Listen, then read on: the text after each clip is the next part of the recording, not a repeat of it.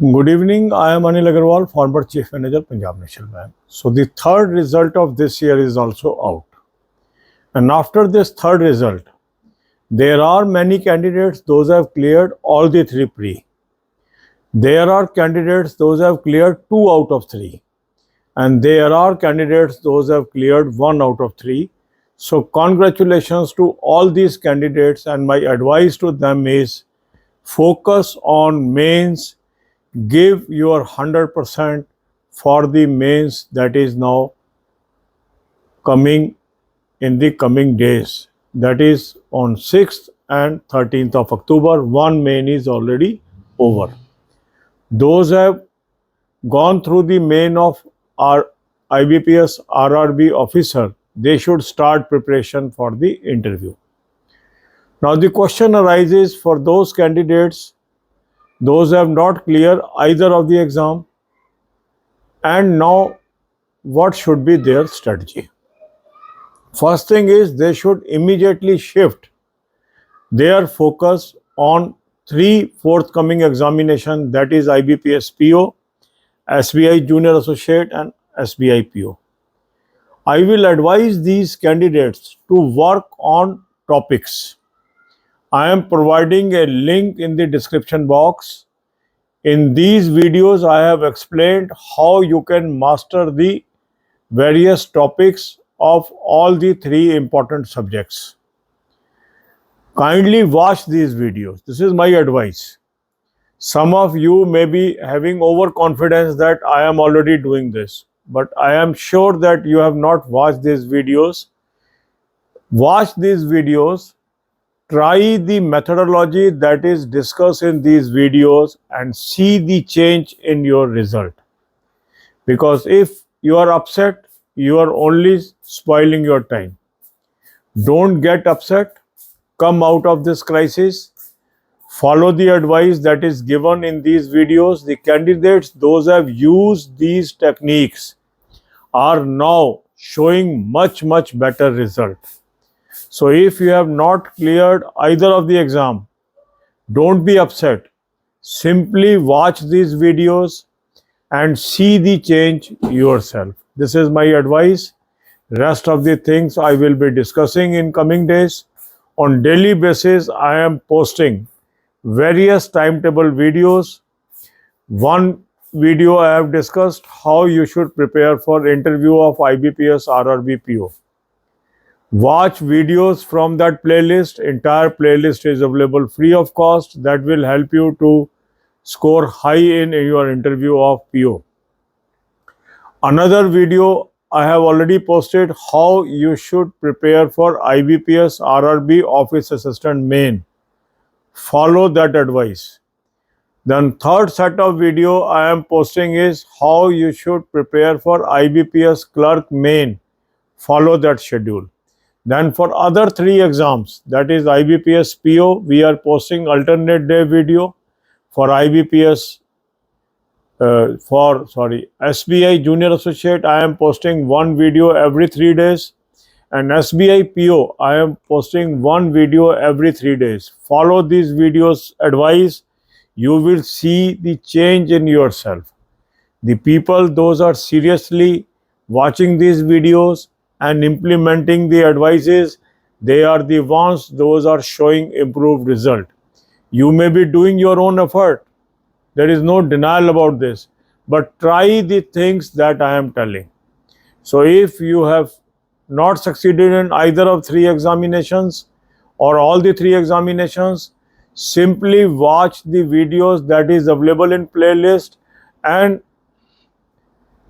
implement the ideas contained in those videos. You will yourself feel the change in your performance. God bless you all. अब यही बातें हम हिंदी में करेंगे.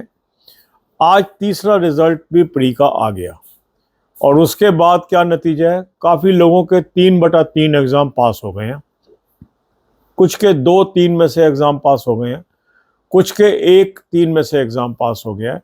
इन सभी कैंडिडेट्स को मुबारकबाद. इसके अलावा ऐसे भी कैंडिडेट हैं जिनके तीनों में से तीनों पास नहीं हुए हैं.